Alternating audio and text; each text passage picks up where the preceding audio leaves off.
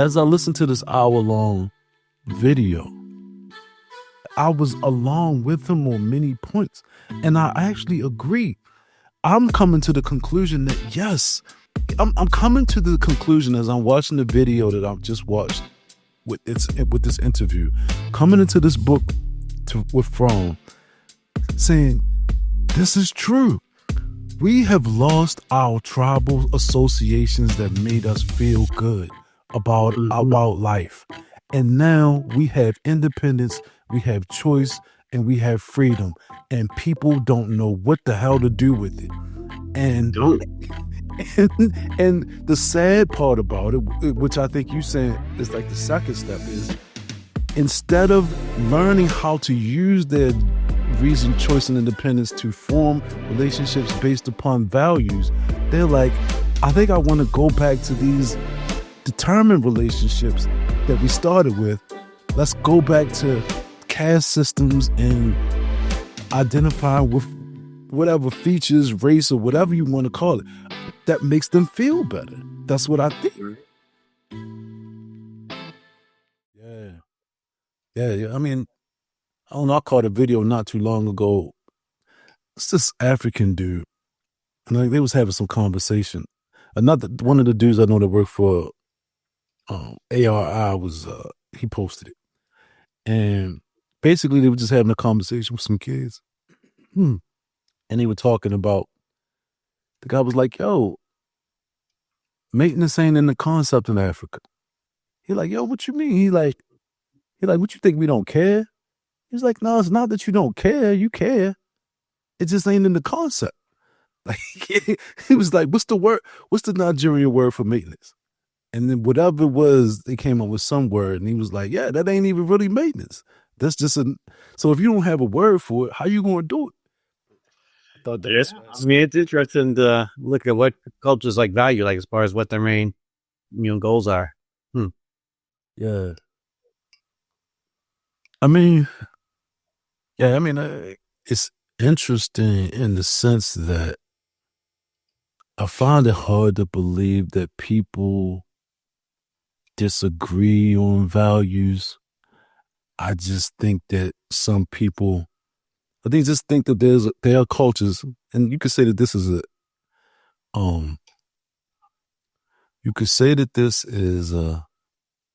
imperialist view, but they just ain't developed enough. They haven't developed it yet. Like, cause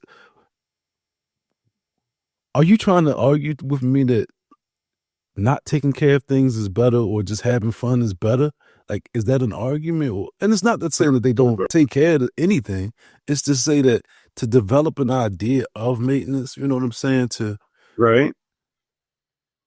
But it's interesting to know that these things are such an issue that we've had to develop words and terms for it, whereas other cultures may have advanced past that portion where it's just a societal expectation that, like, we don't talk about maintenance. We just do it.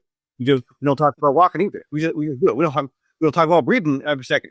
We don't have to have a plan for this. This is a societal expectation. This is the bare minimum. If you don't understand the bare minimum, you're not part of the culture. Like, I mean, the culture exists for a reason.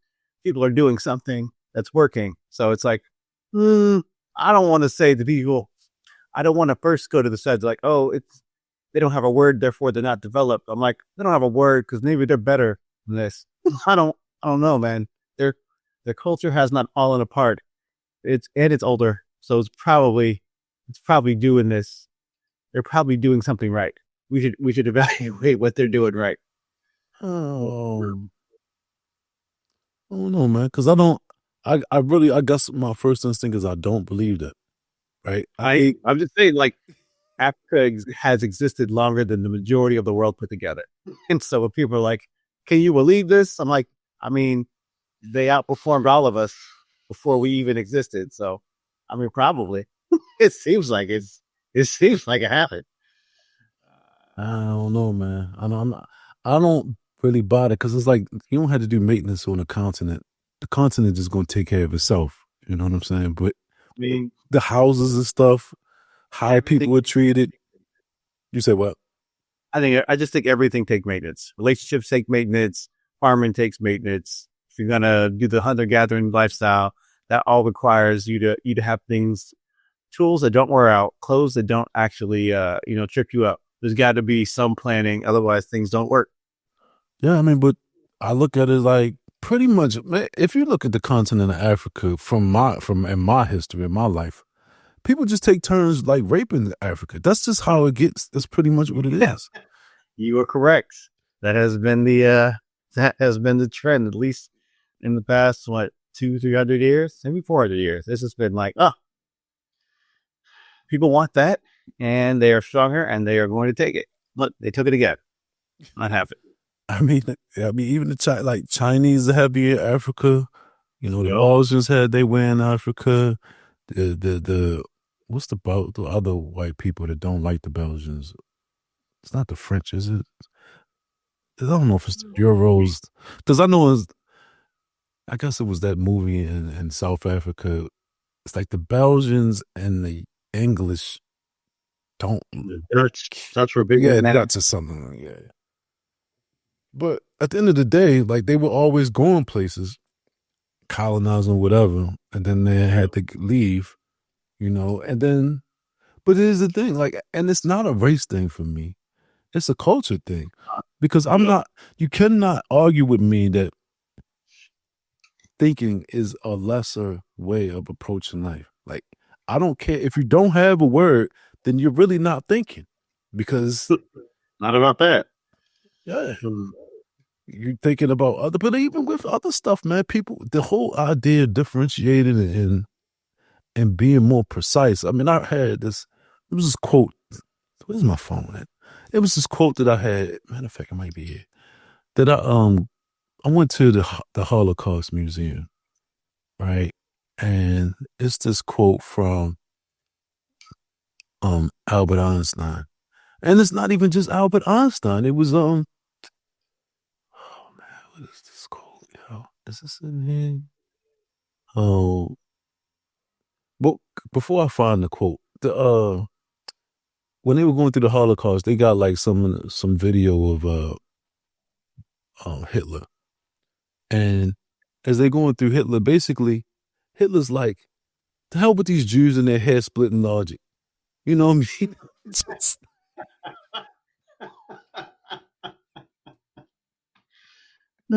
Rich. But that's the attitude, though. That's the attitude. Like, man, we don't need to be. Why do they think about all of this stuff? And why they got to differentiate between this and that and that? You know what I'm saying? Like, what's the big point of that? What's the big deal about that? Actually, it's very important. It's like, right. These who are here, and the only way we're gonna move forward. So it's super important. Just say it. That's too funny, man. People don't, and they went like, all right, this is where we are. We're either gonna adapt and make good choices, or we're gonna learn. They didn't work out. Swing and a miss. I mean, but that's what I mean about that mentality because that mentality. I mean, I don't know. I can't really say it's the Trump mentality, because I think he would listen to people who do say smart stuff, but it's that mentality of, man, why are you fooling around learning? It's not. It's like it's a dismissal of ideas. That's pretty much what it is at the end of the day. I hear you. Yes, that happens. And I just think that's crazy. Right. That is not a way to live or live well. I'm like, dismissal idea certainly misses the whole point. I'm like, you need the ideas to solve the problems. You keep on ignoring things, he's probably still going to be here. Yeah. I mean, but it's not even just the problems are going to be there. It's the approach to the problems. It's the whole, we'll just wing it. We just don't think about it. Just do it. I mean, that reminds me of one of the guys that I used to work with when I was with the company I was just telling you about. Like, right. I'll go into I'll give you an example. And I think I brought this up in this group before, but I'll go into a shop. Basically, the shop is a whole bunch of buckets filled with materials, and they're trying to manage their inventory better. So this is the value that we bring as a company. We help you manage your inventory, so you don't have to have so much money sitting on the counter, and also introduce the opportunity for loss because people start taking shit. So Does that? So basically, we come out with a new system. We get these buckets, these bins, what they call them, and then we have these barcodes they can order. And when we go in, instead of them asking for stuff, because they don't know what the hell they need, they just, hey, let me get this, let me get that, let me get this. We'll just keep maintain their stuff and you scan these barcodes, and then look at their history as they're ordering, and then start generating a history to with the stock that they need, right? Nice. And so, but when we go in these shops, I will go in there with other people. And so for me, I'm like, look, man, we got these computers. They give us these computers to scan. And I'm like, well, you can make spreadsheets and everything in here. So I go in the shops and I start making spreadsheets and databases to lay out the shop. And the other guy's like, man, let's just get this stuff done. You know what I mean? Let's just get this shop made up and then put the stickers on and just get out of here. Like, that's what I'm talking about. You know, you may do work well, but I do thinking well. And so, Right. It's like, okay, I'm not going to involve you in the thinking part anymore. You're right. Let's just get this done. You go over there and get started. I'm going to finish this part real quick. yeah. And it's irritating because it's just like, this is an older dude than me. And it's like, I can't, I mean, I could say whatever I want to with it, but I'm also managing the relationship in a certain way too. Right. So, but nobody can argue to me that thinking is worse, but I will say that there's some, like, I'll say some people just, if you think and don't do, then that's worse than doing and not thinking. I mean, if you neglect the action part, then it doesn't matter how much thinking you do. I don't think I think that's always a key point people would just skip to. Like, well, it's either thinking or acting. I'm like, oh, no, you can have there's an in between, meaning you can actually focus on what is right. You're allowed to come up with the right thing that we're talking about here. You can actually recognize the fact that you're allowed to not just think. When I say thinking is important, it doesn't mean it's the only thing I'm talking about. Right. Yeah, absolutely. I mean, and actually, if the idea of thinking without action doesn't even make sense to me, like, No. just, No. so you should just assume when I say thinking, that means thinking with action. Like, there is no Right. thinking without action. That's not even a value at all to me. Right. That is not part of this discussion at all. It's like, you said thinking. I thought you meant we weren't going to do stuff. It's like, oh, but that's not what I said. It is the assumption that we are going to do things. We are here to do things. They hired us to do things. I'm actually doing things right now. So when you think that doing is not part of this, you are ignoring what is actually going on. Let's make sure we remember the premise. It's like we started with doing. We only mentioned thinking because it was the important part of how we do it. We were doing so poorly that I'm like, oh, we should really think this through. I mean, I'm with it, man. I mean, we only introduced thinking because it helped us do the stuff better. Right. That's really pretty much what it is. So, did you end up checking out any of those books? Yeah, man. I'm trying to get through, finish up Erich Fromm's Escape from Freedom now. And I see now why, Rand and Brandon and everybody was tearing into it, but also using it for a jump off point to like highlight some good points. Because he does make some good points in here. Like I'm still frustrated at like with him as an author and with the thoughts he's coming up with. I'm like, I get it. He has a bias. He has axe to grind with Nazis and general idea of power, apparently. And apparently everything is sadomasochism. And according to him, what he does at least get to the point every once in a while about how power affects people's relationships with each other, how people respond to insecurity poorly and have different coping mechanisms that result in ways to cause pain to other people or try to get power over other people, or ways just to stop thinking about how crazy the world is, just to find some certainty and get some sort of peace in their life. And I'm like, okay, all right, you are getting closer. But he makes wild claims that are just baseless, and then he just jumps into ridiculous interpretations of data. I was like, what are you talking about? Why would you say that? And why did no one who was reading this edit that out? It was like, hey, there's a lot of other reasons people do this. I don't think everything is fear, or everything is just mean, or everything is just focused on power. I don't know if everybody is as inherently trying to kill themselves or destroy things as possible. I think there might be other motivations. Maybe people are running towards something. Maybe we should just talk about incentives. I mean, in all fairness, though, they come from they all come from the psychotherapist tree.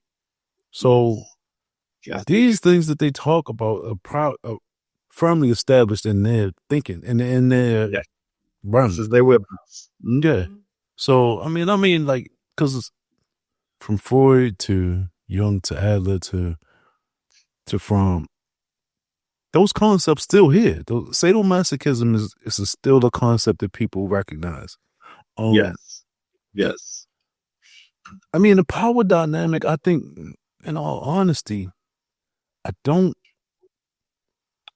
Just because I'm not into it doesn't mean that I don't think many, if not most people, are into it. Okay, that's fair. I just don't think I think it exists. I think the weight he put behind it was excessive. Like, this is something you care about. And that's cool as you care about. But we don't have it is strange to use this as a lens for life. Like, you could say it, and I get it. It happens. But I'm like, I don't think it happens as much as you say, as much as you're worried about it happening. Like, I don't know, man. I'm saying, no, but if I'm not mistaken, if that's the right book, he's a therapist. So they are sick. They have patients, and they are seeing these things, and they are extrapolating from the things that they see in their patients.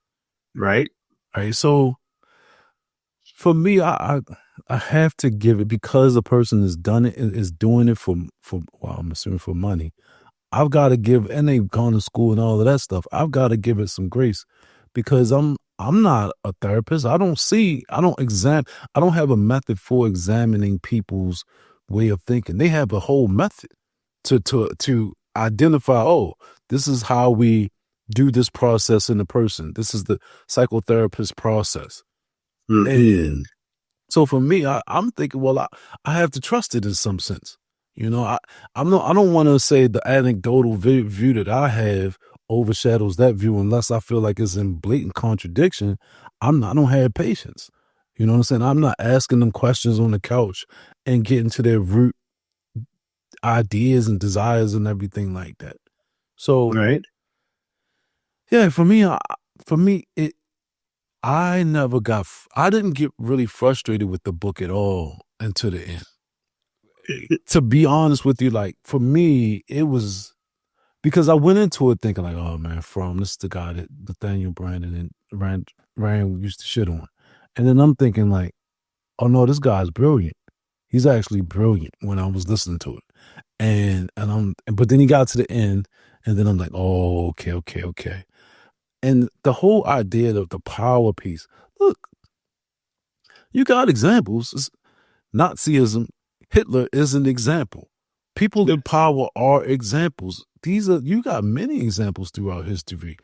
People do get off I can tell you that there are people who get off on having power over people. I can. Yeah, everybody does. I don't think anyone can debate the fact that power is important. I'm like, sure, yes. To say that the whole world is specifically looking to gain power so that they can abuse it, I'm like, because that is a wild claim that is baseless. Like you are saying things that don't even make sense to you. Why would you say that out loud? Why You did no don't. one? You think that's what he said? I do. I think that's said Okay. multiple times. Like his biggest flaw is that he frequently overgeneralizes and doesn't get to come back and like clear up any of the things. I'm like, I don't think he knows the answer. I think he thinks this. I think this is where he lives. And that makes me very concerned to where everything he says I have to take with a grain of salt. I'm like, that is not true. That is how you see it. That is true from your perspective, but it is patently false. Like, you need to do better with scholarship. I don't know why you are doing this. Someone should take you aside, like, hey, Calvin never said that. Luther doesn't mean any of those things. He actively says something different than that. You should read it. You should read what he said. He wrote it down. It's not up for debate. Also, it's not something that you need to not know. You can know this right now. Here's the book. He's very clear about what he thinks and why he thinks it. He wrote whole sermons on it. I don't understand why you would skip this part. Like, this is just strange now. It sounds like you don't know what he wrote down. I don't know why you wouldn't do that. Anyway, that's personally, I thought that was unnecessary. He delved into areas he didn't have a lot of experience with, and then he said things that were like actively contradicting what the people said. And I'm like, I don't think you should talk about this. Then this is a wild overgeneralization. That's not what free will means at all. And they wrote that down, and they were very clear about like when you could do things, when you can't. Also, free will is not absolute, and they said that. And this is how they know, because we wrote it down. Why are you mentioning it as if it is? Do you not know? Did you miss this part? Because this is well known. We studied it. I don't know, man. It'd be cool to actually know what parts that you had an issue with, because, like I said, for me, when I was going through it, I'm like, okay, I was good with it. I was good with all of it. Now, maybe, because I don't feel like, I don't know if this is part of it. I don't feel like I have to speak to every little point when I'm talking about an idea or people either. I don't care about that. I care about the thing that I think is the main idea here. And I don't care about the little parts that somebody else thinks is the main idea, So when he's going through, things that are more important than others. Yeah, so when he's going through the whole Luther and the Calvin piece, I think he's just pointing. Basically, he's using the information, quote unquote, what happened, to pull out a narrative. And the narrative that he wanted to pull out was what he wanted to pull out. And so what he thought was important, which is anybody who speaks, I don't care. It's not that I don't care if you're right or wrong, but you need to tell me what you think is important from this, because otherwise you're just giving me a statement of facts, which I could have went and found myself without you. Right. So true. It's like, did I need you for this? Right. So, well, that's true. I'd rather enjoy the book, honestly, just because I think the thing that I got from it the most is the whole idea, because this thing really comes down to the human feels powerless and alone. It's pretty much how they feel. And this is why they do a lot of the things that they do. Or this is why this is pretty much why they do the things that they do, because they feel powerless and alone. And in the I guess in the vast reality or whatever. And look, I don't think that there's no reason to doubt this. This is to me, the reason for tribalism. It's like, okay. Yes. You're like, human beings are weak and unable to effectively both deal with and manipulate reality. Yes, that is a statement of fact. It's like, can you believe this happens? I can. I'm also powerless to deal with and fix reality by myself. I have noticed that. That is also true. But I will not debate you on that point. Yes. But the more fascinating piece, the powerless piece, was less interesting to me than the alone piece. Because I think the most interesting thing that he came out and helped me understand is basically it boils down to this. I don't want determined relationships based upon immutable characteristics, geography, race, where I grew up, family, all of those things. Right. I need to form new groups based around, and for me, new groups, higher level groups based around values. That's what I got out of. Nice. Yes. And that is a helpful, true point to get out of it, to highlight like these things were successful. These are ways to effectively overcome the inherent weakness of being a limited human being. I'm like, yeah, we have issues. We have actual legitimate issues to solve. So I appreciate that. Sure. And I'll say to you that I came off of that. When I came to that book, I was coming off of this video I just watched with this guy, and I was going to pull it up in here like a couple weeks ago, but I never got to it. But the book that the guy wrote was, I think I told you about it. It was like Individualism, Our Greatest Flaw, or something like that. That's like the right. Independence, Our Greatest Flaw. Anyway, yes, continue. And basically the guy gets into the idea of, yo, we're so independent that we are miserable nowadays. Okay. Yes, I love that. Anyway, continue. Yes, he does this as well in this book, and that makes me very frustrated in the sense that he could have gone the second step and say, that is one perspective. I wonder what the contralateral perspective is. I wonder what the opposite take would be. That's one way to interpret it. No, Josh. No. There's no reason to take the other step. Well, there is a reason to take another step. Forgive you. It's his job. This is what he said. It's super hard to posit one-sided and say like, I'm right. And I'm like, I don't know if you are, but either he's right. Anyway, continue. It does not matter because he's taking this. I believe he's taking the step that most people actually identify with. Like, I don't see what I can understand taking the step to a solution afterwards. But please let people, it's almost like when you're talking to somebody and you say, I understand how you feel. And then that helps the conversation move forward. Instead of saying like, let's talk about how 2% of the population feels. Fuck them. It doesn't even matter. You know what I'm saying? That's how I think about it. You know, stay focused.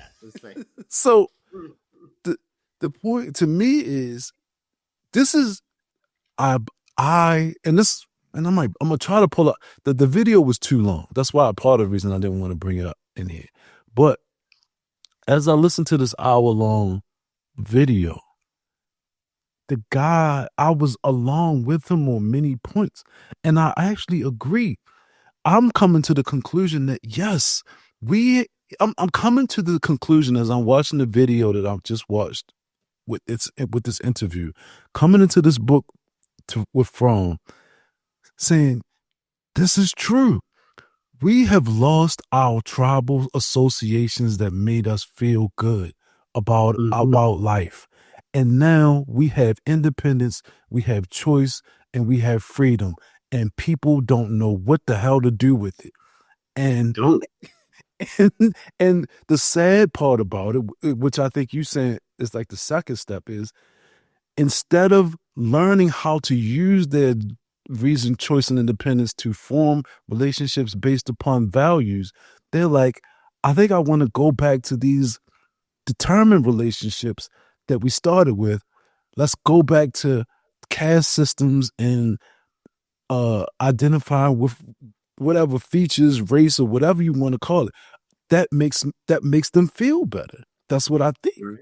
Right? I mean, that is a way to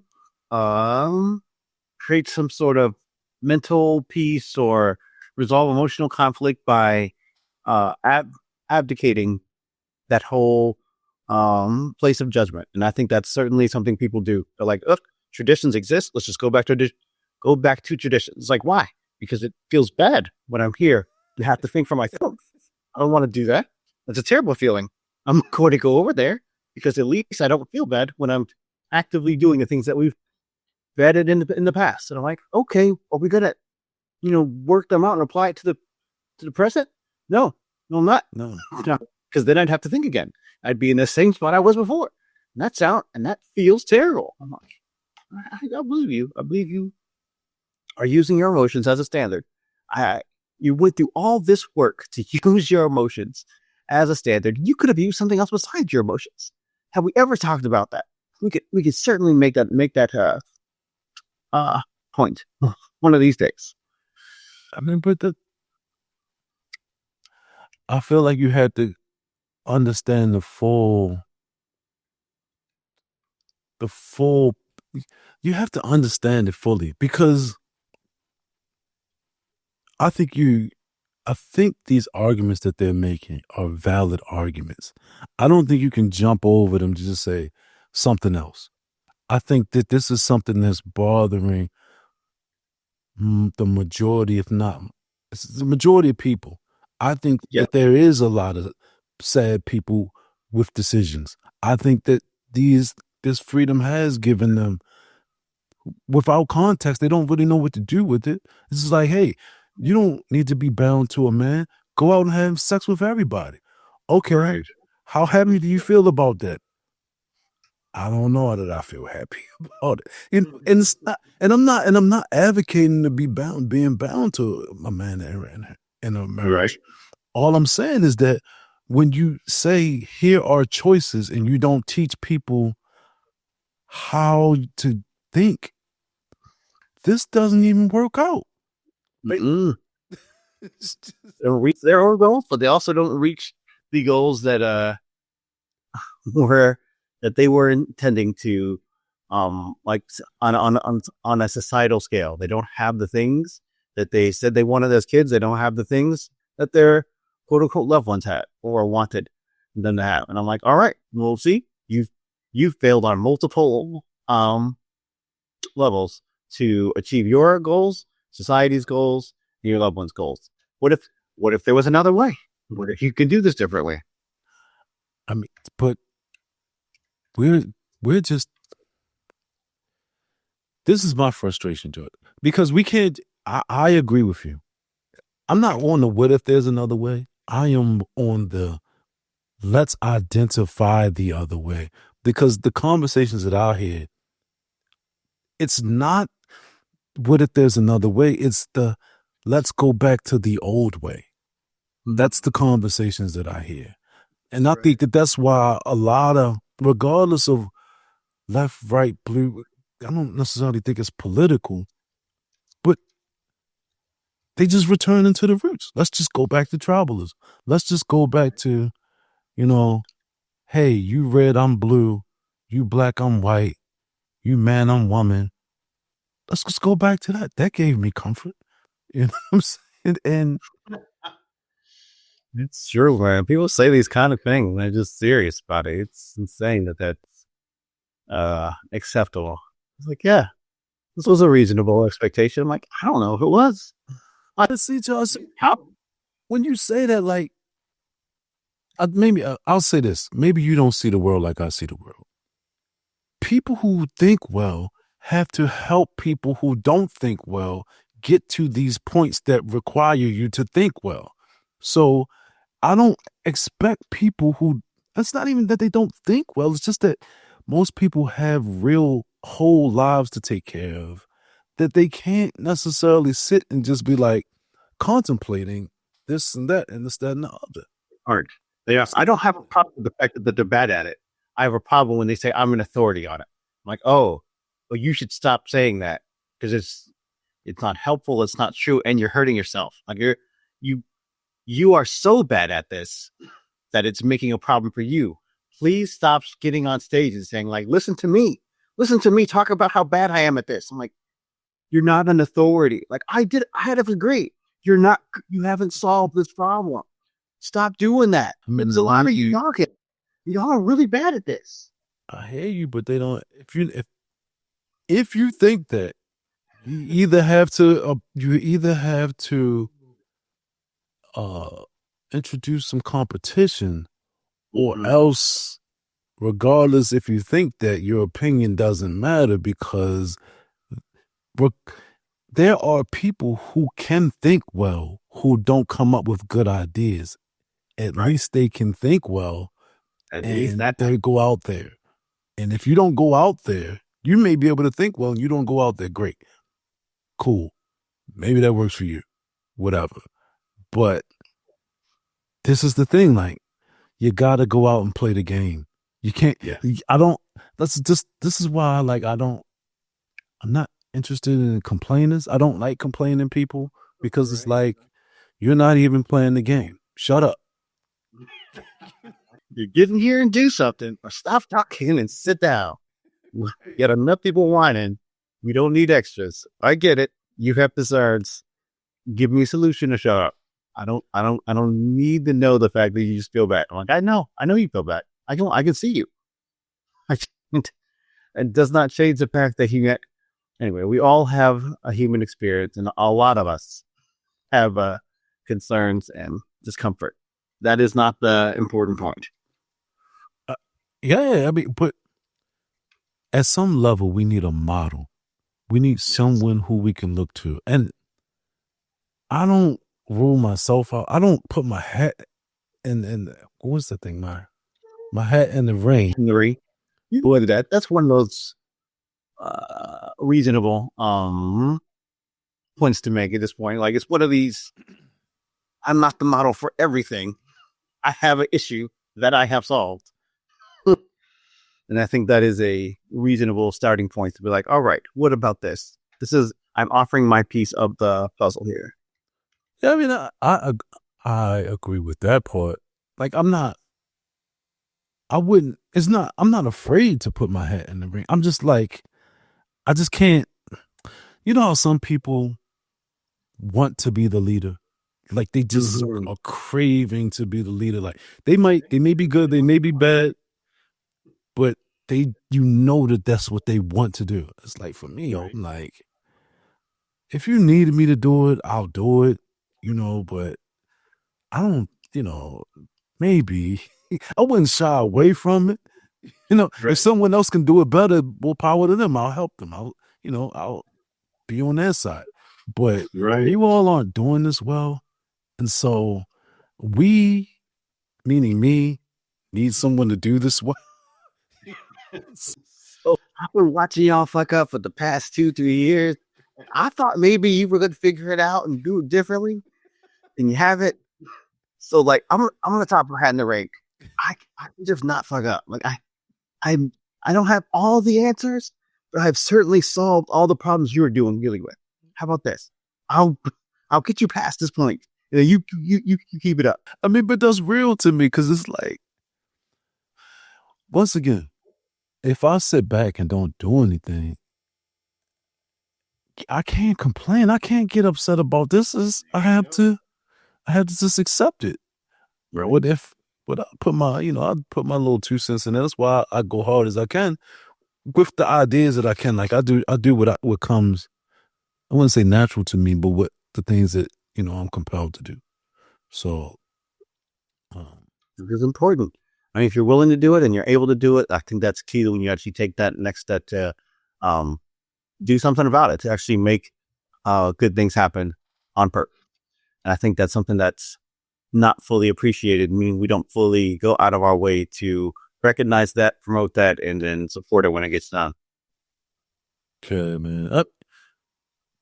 But one of the things that I don't know if did you see, I posted this interview I did with this guy on this podcast called Third Eye Open. I don't know if you saw it.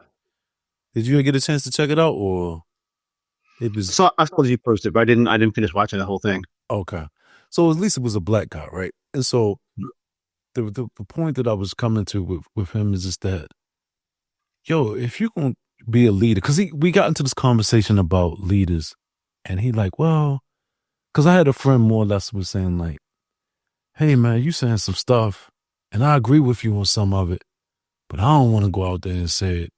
And but if you say it, I'll support you. And I brought this up in the conversation, and the guy was like, man, what? Why was he saying that? And blah blah blah. And I'm just like, look, that's the leader's life, man. Shut up about it. Just accept it.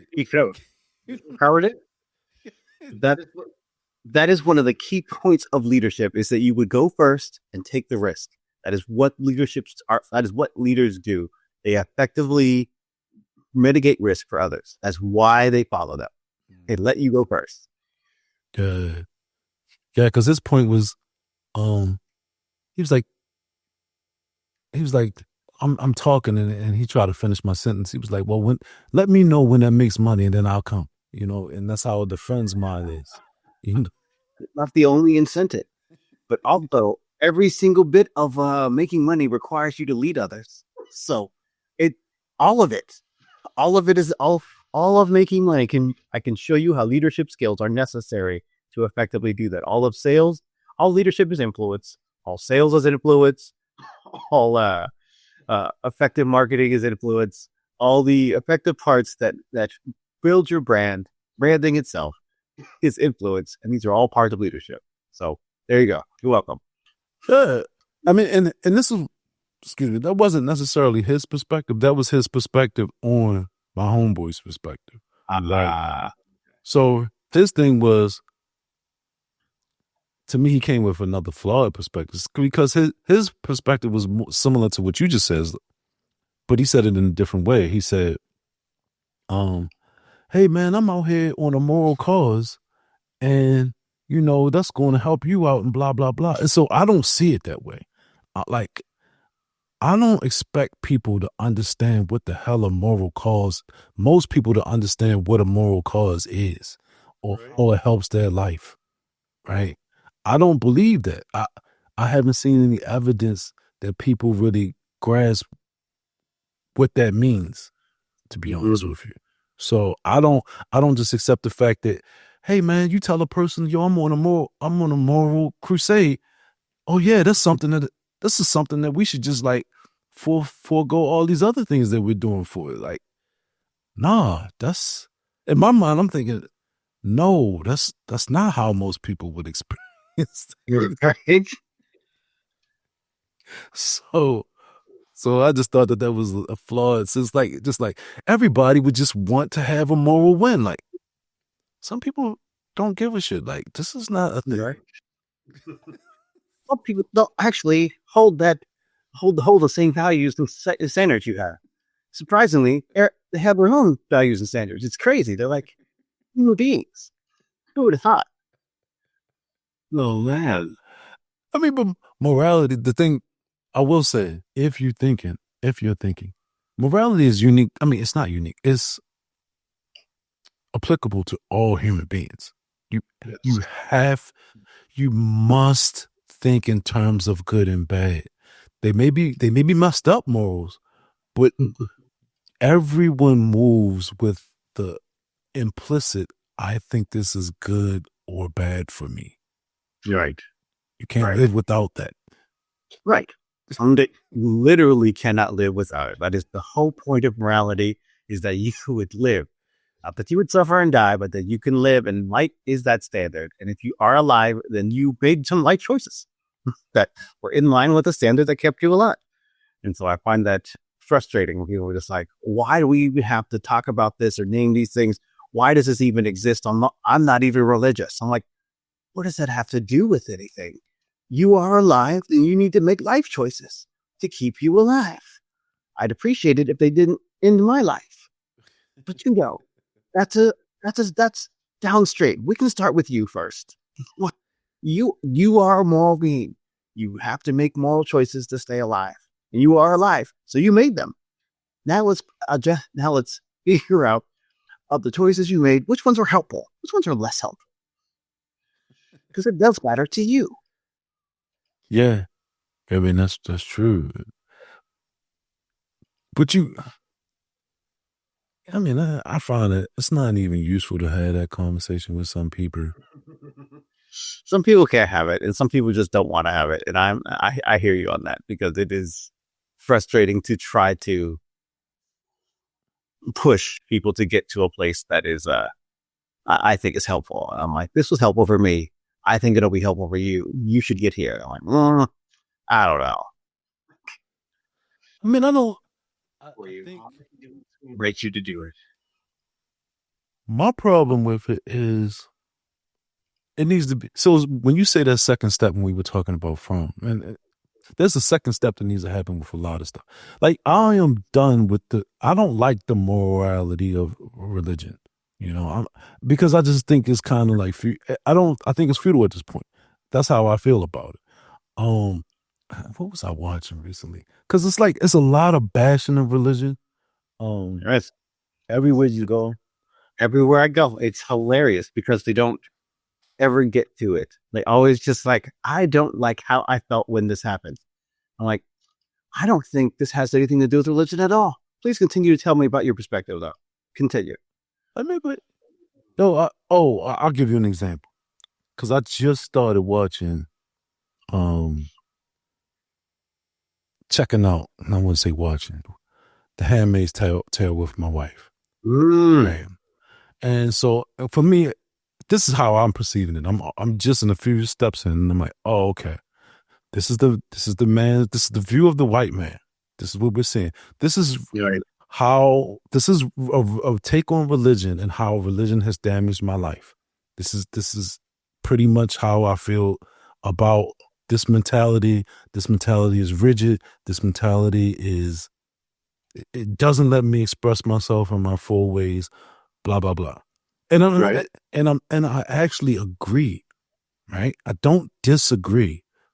I do agree with the depiction, but without an alternative, I can't talk to you.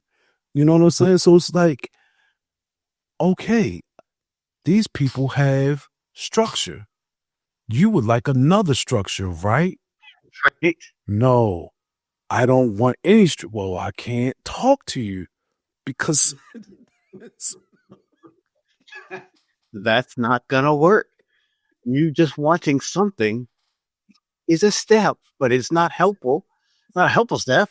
It's like, it's cool if you say, I don't like trains, I want some other way. Cool. What's your other way? Well, I don't have another way. I just don't want to get on this train.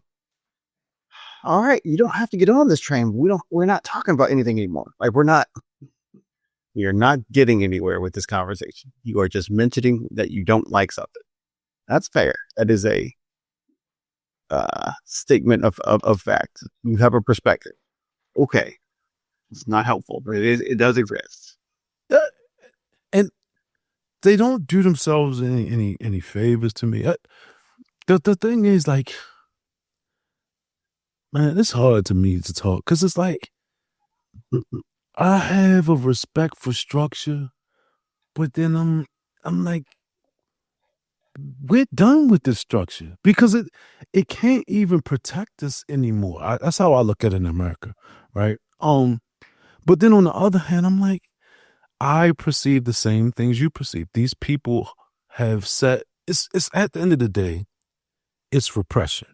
That's how I look at it. I look at it from a psychological lens. I look at it like a Marcus Aurelius stoic lens. It's like, let's just repress and let's give up judgment in many cases. Like a lot of people just like, oh, we just gonna give it up to God. God is, or the Bible has set the framework for reality. We don't need to identify reality because the Bible has already given us the reality, what reality is. And so now we can just work within this framework that we've been given.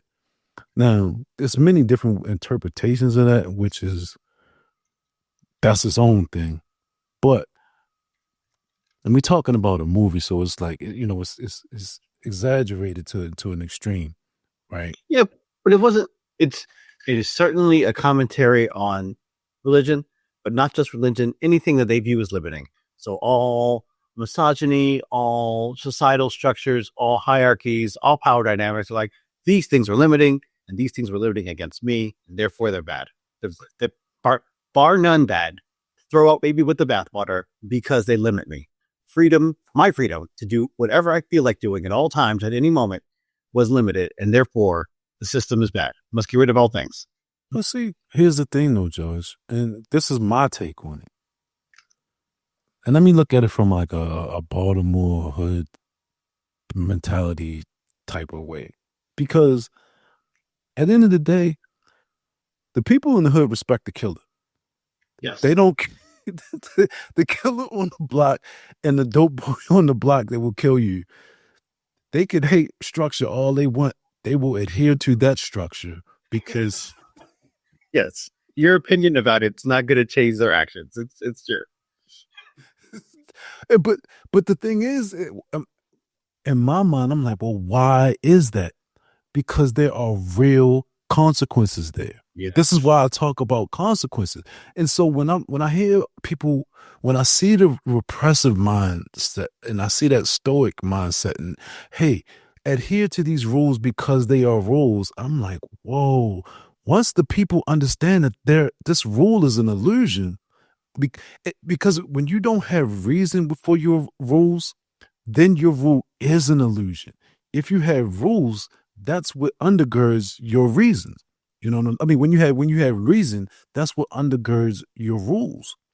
That's the best way. But as long as you have force, as long as you can enforce your rules, then reasons, I won't say don't matter. They just matter less. I mean, but now we're talking about actual right and wrong. Though, like if we get into actual right and wrong, or what we should determine to be right and wrong, sure, I could just take force and go.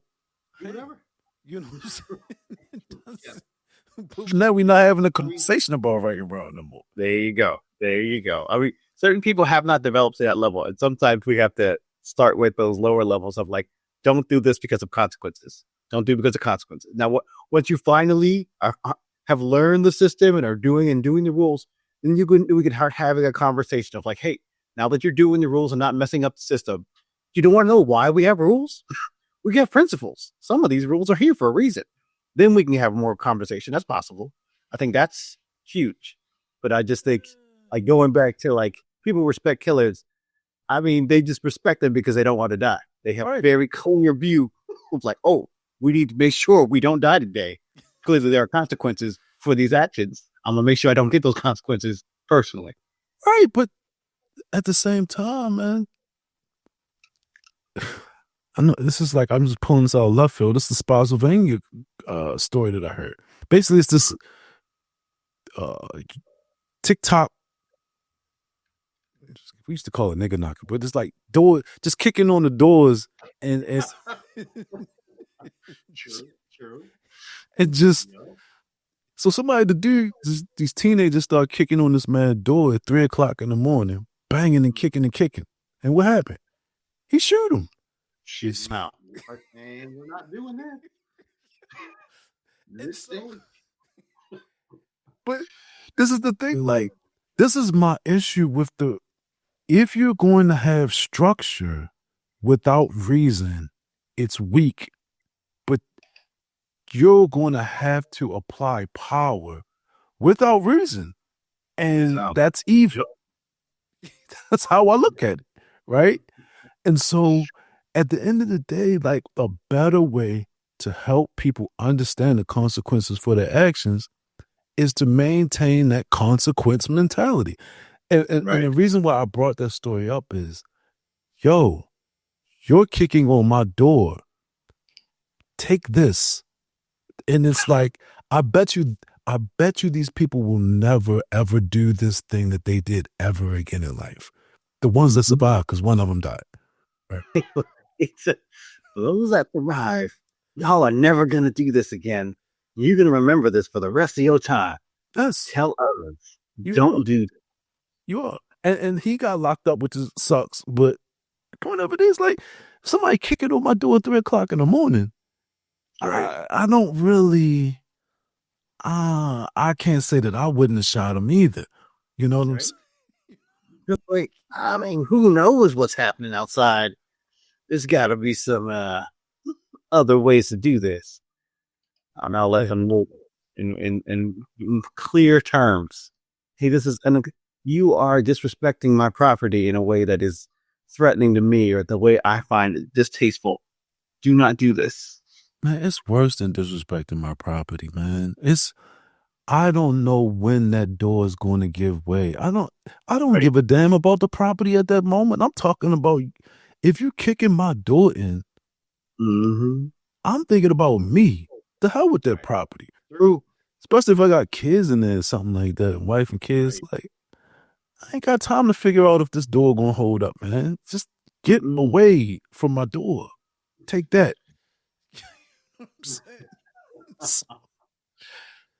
But my point of it is that when these are results of giving kids rules without reasons, and you could say that that's a far leap. But to me, this is not a far leap. It is what's the compound? It's a compounding effect of education. When you educate people in a way that relates to reality and not a fictitious illusion of reality, because once again, without reasons, you don't know what the hell your rules are doing. Maybe they apply to reality. Many times they don't. It's so you can't just pretend. You can pretend like some of the stuff you came up with relates to reality, but sometimes it really doesn't even have anything to do with reality. When people start talking about, well, you shouldn't have homosexual relations, I'm not interested in what the hell they're doing in their bedroom. Why are you so interested in it? Well, this is going to bring damnation to cross. What are you talking? This is an example of what I'm talking about. This is an area of life that you need not delve into. Mind your business.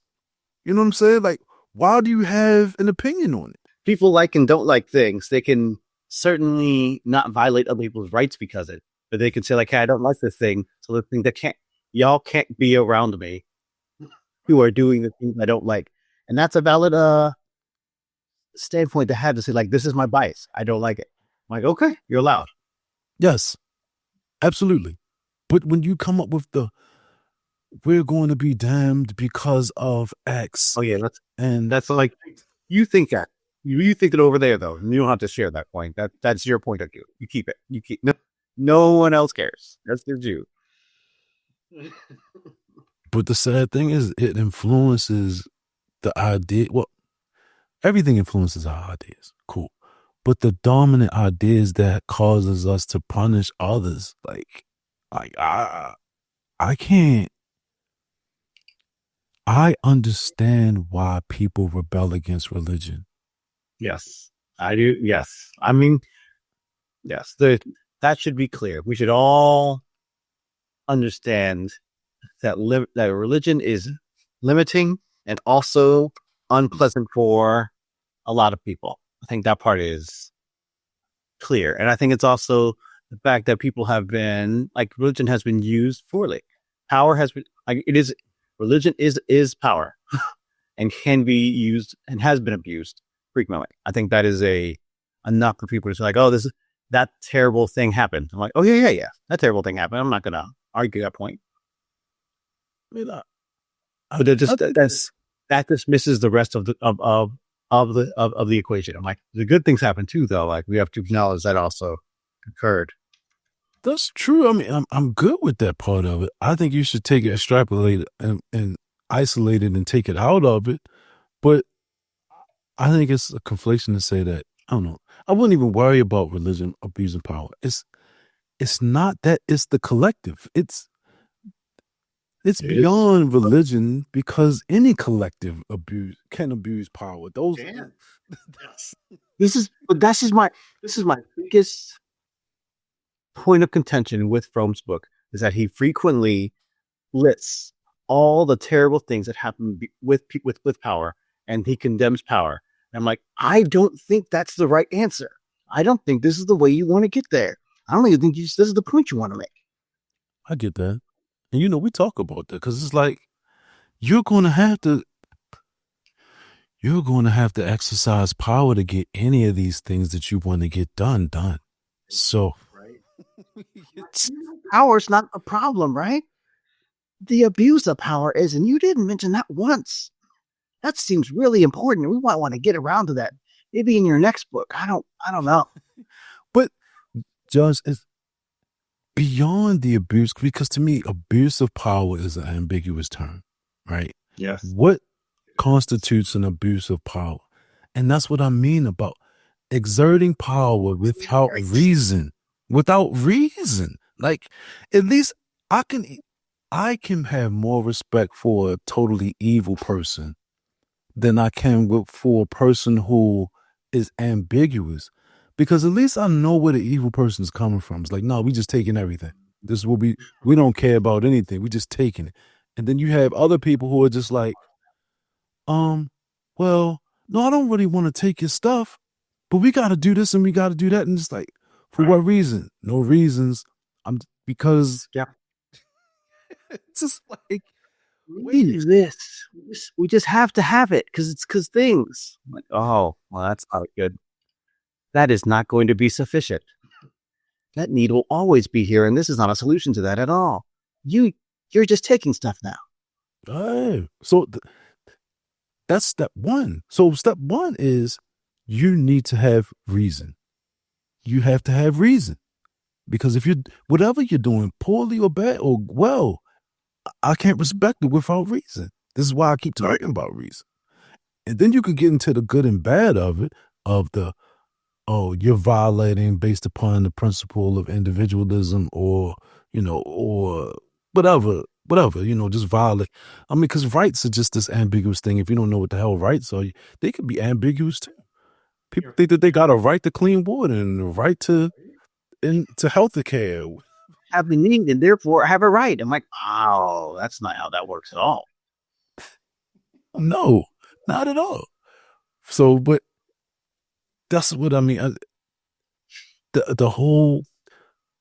Let me get back to the book, because I'm not the book, the movie, because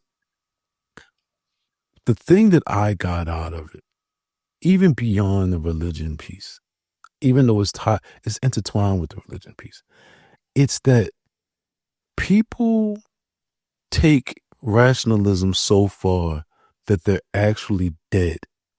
And that's what I get from it. That this is the perspective of, I don't know, the writers, the producers, the people that's making the movie, in my opinion. We're still alive. You all have rationalized everything and created so much structure that you're not even dead. You can't even make kids anymore. You can't even have relationships. You can't have sex anymore because everything is so sterile. And so we're the ones who are still alive. And I actually agree with them at some level, because I do believe that many people have taken the stoic repressed emotions approach to life, that, hey, we're just going to sacrifice for something for the next life. And I'm like, no, I'm not ever going to do that. No, you're not. You could do that alone, but I'm not going to probably. Oh, man, that's true. It's a hard pass. But I mean, but that's the thing. Like, okay, if let's say you don't go for afterlife, let's say you think, oh, long-term benefit. What is there happiness in that long-term? But this is kind of like the conversation you and I had. If there's no happiness in this long-term benefit, then is it really a benefit at all? Like, I don't really know, because it's like, where's the payoff? Oh, well, someday, sometime, in some place, in some world. When? Like, really when? Yeah, I mean, some people have the payoff by actually working towards something they believe in, and that is a psychological good that they get. But that's not. I don't think that's the only good that exists. There are certainly lots of other actual payoffs that happen. Yeah, man.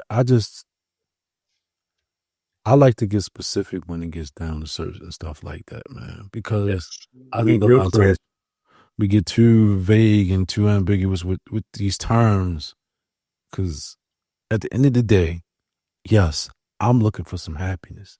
There better be some happiness somewhere. And sometimes, and I hate the word sacrifice because I don't believe in sacrifice. Sometimes things take a longer investment to get to a bigger payoff. And I'm willing to do that. It's not a sacrifice. I'm not sacrificing anything. That's the key thing. That's the key point you want to get to. You want to use the word investment so people understand what you're talking about. We're trying to communicate the same thing. I think that's helpful. It's so frustrating when people get confused and pick a straw man to point at or use to justify things. I'm like, nope, nobody believes that. Don't do that. That is not the benefit people are trying to reap. If they're going to invest in something, they're going to invest for some sort of return. Don't you focus on that return. Please and thank you. Yeah, but sometimes people don't like to declare. They don't. Because it becomes a favor for a favor, wink, wink, nod, nod type of deal. Sometimes you're right. That's frustrating. Anyway, that is a common enough experience to be aware of, so that people can avoid doing that again. But you have my point is you don't have any choice. When you don't think, you don't have any choice. When you're not differentiating, of course. And people hate to say, no, I'm not transactional. No, I didn't do that thing for a return. You did. You just have no self-awareness to understand what you wanted. No awareness. And that's telling. When people say, oh, I'm just selfless. I just did this because I am a nice person and that's just who I am. And this is just how everybody should be. I'm like, you have no concept of what good is, of why it's good, and how to both do it and achieve it effectively. I'm like, okay, good to know. I will not trust you with something important because you need to get rid of it just because. I mean, you clearly don't know why this thing is here. Well, all right, I believe it. I'm not going to be around you then. Oh man, it's a lot of people to not be around if you take that path. There are people you can keep at a certain distance and just say, like, you are good for following orders, or you're good over here in this scenario. Maybe you're good at something I'm bad at. I don't know. But until you show up to the point where you are transacting, I'm not going to be involved in this quote unquote relationship. It seems like you have a different idea of what you think is valuable. So anyway, I find that crazy. I'm like, we could be clearer about what things are actually valuable, but by saying it, we could say it. You declare what it is that's valuable, what you're offering, and then I'll let you know what I'm willing to trade you that. Yeah, I mean that's fair. Because that's the beauty of capitalism. Like, I think that is the part that makes me so frustrated is when I hear people see how people use economic power poorly. I'm like, oh, look, this person abused and exploited this person. That's capitalism for you. I'm like, no, it's not capitalism for you at all. That's not even similar to what capitalism is. That's missing the whole point of exchanging value for value. It's like you don't know what all right, we're not even talking about capitalism now. You're just saying things that every time you see money exchange or finances being involved, like you've misunderstood the idea of economics, of economic power, and you are afraid of bad things, and therefore you're just inserting a economic system you know about. That's crazy. I think you're overthinking that, man. Maybe I'm going too deep. I don't know. I mean, it's not. I don't think that it's uncommon. What I'm saying is that is the truth. What I would say to you is that this is why I'm saying what I'm saying. It's not. Capitalism is a result of reason and decision-making capabilities. And right. Their issue isn't with capitalism itself. It's with reason and decision-making capabilities. This is what their issue is with. Because, as an example, man, like some people will say, like you might make a rap song, you sign a contract. And people will be like, man, they jerked them in that contract. You signed a contract. Right. You know, You hold a gun to your head and you signed it, or no, you were there the whole time, so you knew this was happening. All right, so I mean, I really can't fault anyone except for the person who signed. And that's you, right? but the idea is, nah, man, people shouldn't treat you that way. Treat you what way? Right? I don't have any specific answer to that question, just in a bad way. So, reason, understanding, decision making, individuation, differentiation. What way? I don't know. Just not bad. I need Right. specifics. Like, what would you like to see happen here? See, because once you go down that path, then the inevitable result is going to be, choices, decisions, capitalism. Oh, I see why this capitalism things work, because I'm making the decision based upon these factors. I've differentiated these things. It all comes together. That's what I'm saying. When you reject the whole idea of I can make my own decisions and I'm here to learn and differentiate, because there are things that can eat. There are things that I can put in my mouth that'll be tasty, and there are things that I can put in my mouth that could kill me. And I need to learn these things. It's It matters.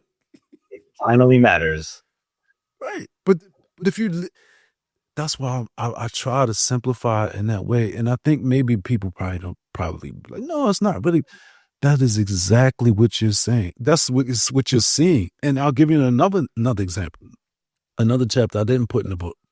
And it's from alienation from capitalism, the unknown ideal. When Nathaniel Branden is criticizing Erich Fromm, basically he's like, because his understanding of Erich Fromm is capitalism is the issue that forced man to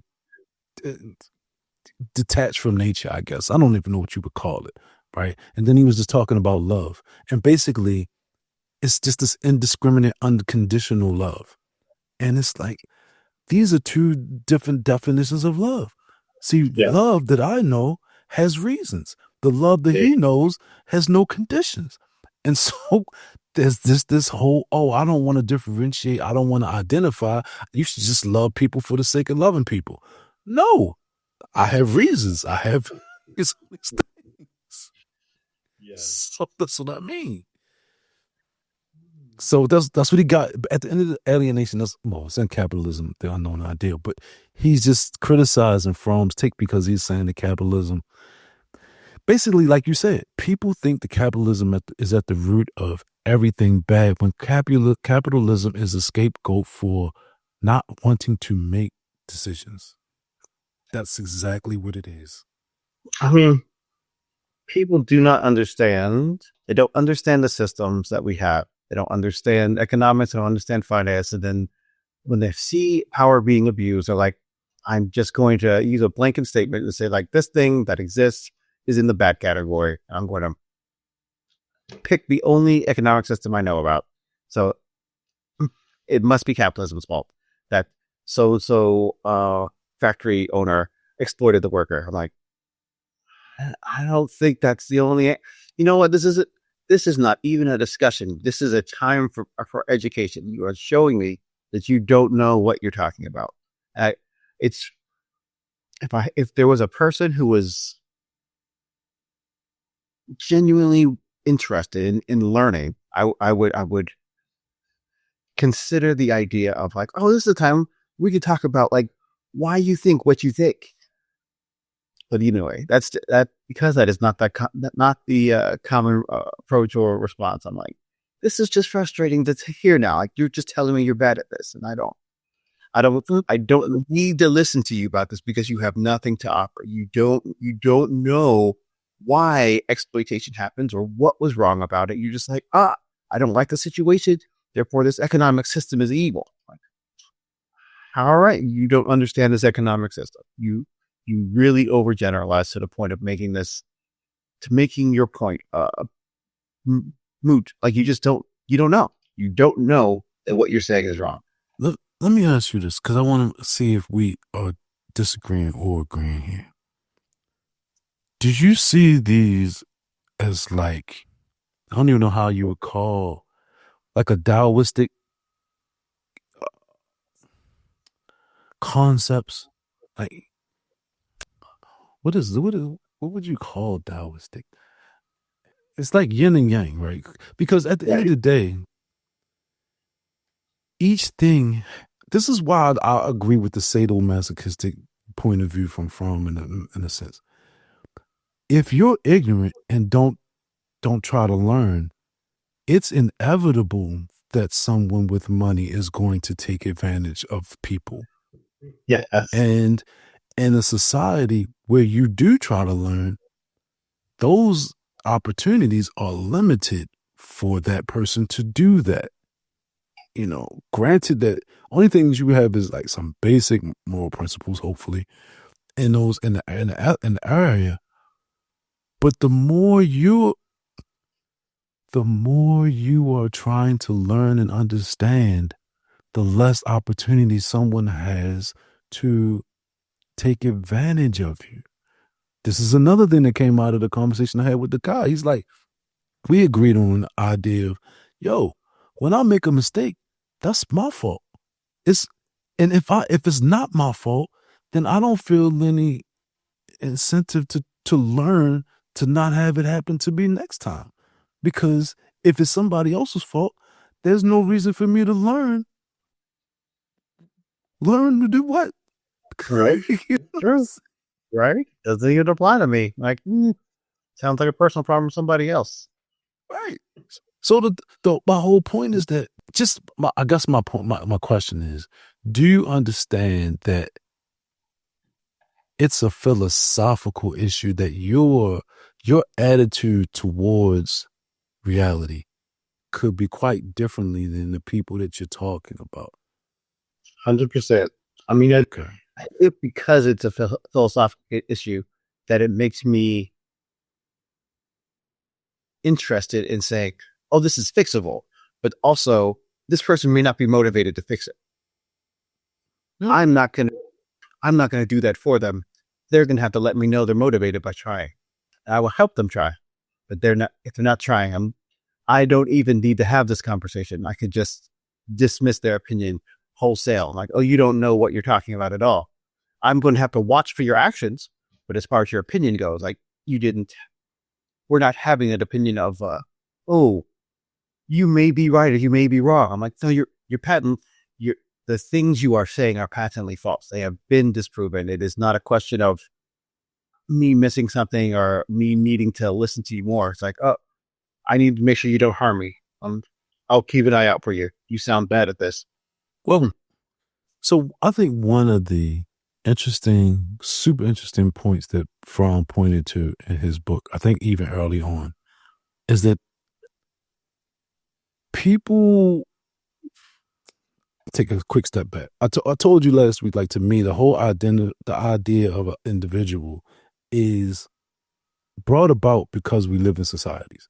So there's a character piece. That's kind of like what splits the personality in part. And I think that a lot of times when we say stuff like, you're bad at this, that opinion can be heavily rooted in the culture that you exist within, right? Because if you live in a straight up, I don't know, mystical, there's 2 points that I want to make, but I hope I don't forget the other one. If it's not, I don't live in any other cultures. I will say that there's something about American culture that is very rationalistic. You know, that's part of why there is a success in, I guess, the Western world. There's a difference personality-wise that people have pointed to in writing throughout a long history in the East and the West mentalities. Okay. And that plays into what you clearly see is something wrong. I guess my main point, if I was to boil it down, is that wrong is based upon an assumption that you've accepted. And the point of it is I just never want to forget that part. You know what I'm saying? So I never want to say that someone somewhere else has a different perspective and point of view because where they are, their society and their culture accepts a different perspective on this idea. Like someplace somewhere else, contradictions are possible and exist. And Well, moral contradictions, or at least personal or preferences contradictions exist. Sure. Yes. yeah, I mean, I'm just saying that people accept the idea that contradictions exist. I guess that's what I'm trying to say. But that's true too. You're right. That's fair. Yes. And it's not any angst or issue with it, right? Right. The other part I was going to bring up is just that there's a mysterious X factor. Like when we being super rational, the point of it, the X factor, when you say when people are going to learn this issue or not learn that issue, there's this X factor that you cannot, in society, you can't account for. And the X factor is the social aspect. Because if that person can find someone who will meet their needs without them exerting a certain effort, they don't need you. They don't need to adhere to what you're saying. You're like, hey, look, this is reality. You should learn this. What are you, stupid? And they could say, well, I don't have to learn anything. This person over here meets my needs. And I don't need to learn reality. I just need to learn this person and they meet my needs. And if that person dies or goes away, then I'll manipulate somebody else. Well, manipulation is a term just based in rooted in my understanding of the world. Like they might call it whatever. You know what I'm saying? But that's the X factor that I don't think people grasp that. Like if someone could get their needs met socially, they don't have to learn reality experientially, whatever, metaphysically, whatever. Right. I mean, that's how, like the helicopter parenting, like exists. Like that's what that whole process does. Like if you put kids in a ivory tower, there's a word for this overprotective, whatever. Anyway, if you live that way, if you only have experienced life through someone else, if someone else is the one who has gone out into reality and made reality work and brought back all those things for you to live, then at that point in time, trying to have that conversation with them as far as why things are happening and all this stuff, you won't even be able to get to that point because they don't have data. Like there's nothing for them to be like, oh, you're wrong and I'm right. They're just like, this has never been an issue. I don't know why you're talking about this issue. This doesn't exist. Like, okay, well, that is a perspective then. All right. I mean, yeah. I don't know why you were talking. I'm thinking about Joffrey from Game of Thrones. Yes, I like that. Yes. But this is why I'm harsh with people though. Good. Yes, there are some things to be harsh about. Like, hey, this is really important to me, and I'm going to let you know it's important to me. And they're like, it's not important. I'm like, nope, it's not important to you yet because someone else did it for you, but it's important to me, and no one is doing it for me. I don't want them to start. Even that's true, but I told you I like to deal in this idea called the grounding, right? And when I'm having conversations with people, because people say a lot of wild, random, off stuff when they're having conversations, and so I like to ground it. And people say, well, what people say is something like, well, you can steal from the store. They have insurance. They can make, get the money back, blah, blah, blah. And then I could say something like, well, this is my store and I don't want insurance to come and pay for my stuff. So I will punish you. I like to make it personal between me and that person. I don't want to, the goal that I'm looking for is I'm trying to take abstracts out of the picture. Right. In the conversation. Real clear. Just, you've hurt me, not people. You're hurting me and I will hurt you. Right. That's how that works.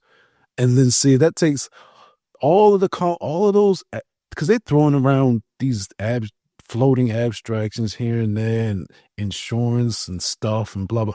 No, me, you, pain now. Right. Well, not even pain, but just Discomfort. punishment now. Right? Like, this is not going to go well. Do not do this. Who could say? See, you've been said. You know now. This was bad for you. All sudden, but you too now feel what I feel. But that makes it real. That's what I mean about the illusion of being too rational, like rules without reason. If you have rules without reason, that makes you hesitant to enforce these rules a lot of times.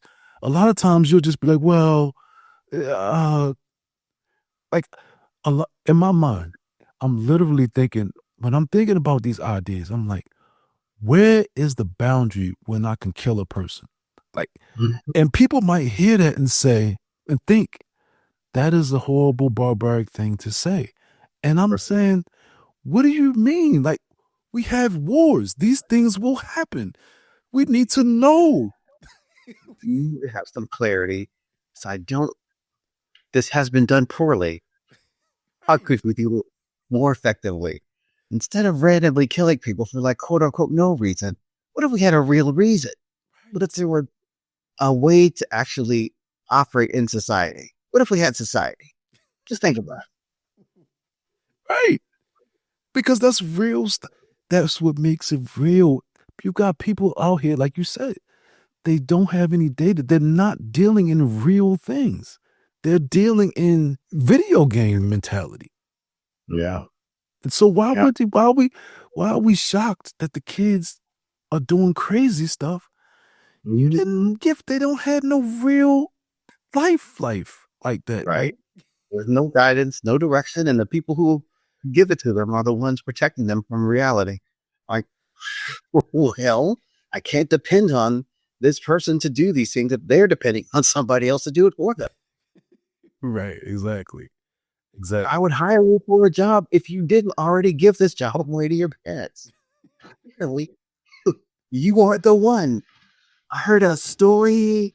I was watching the home math guy. He was talking about, he heard a story where kids were bringing their parents into the job interview. And the parents would do the job interview for them. Like, yeah, they're good at this. They didn't get good at that. Wow.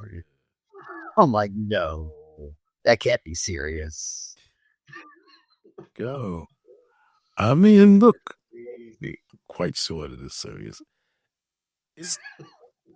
The things that hit home for me is just the idea, and it's rampant now. Everything is racist. The whole black thing, man, it makes me think like, I guess I don't have to cut off the people because it's not really, I just have to make decisions, individual decisions.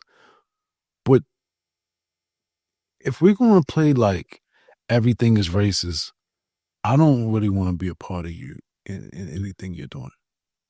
Right? That is not the goal. I have nothing positive to say to you or what you're doing here. Like, oh, no, we can consider race a perspective that has been very influential. But let's not pretend. Let's not get to this world where everything is the same thing. No. When people care about it enough to kill people over, that's important to talk about. It's like, they march up and down the streets with guns. And if you look differently than them, they started shooting you. Like, let me know about that. That's important. That's important, you know. But as far as you would be right now having a conversation about it, you know it's not real, right? You know it's not important. It's clearly not the most important. I'm not doing that. Nah, man. And then these people want to like bring up, historic figures.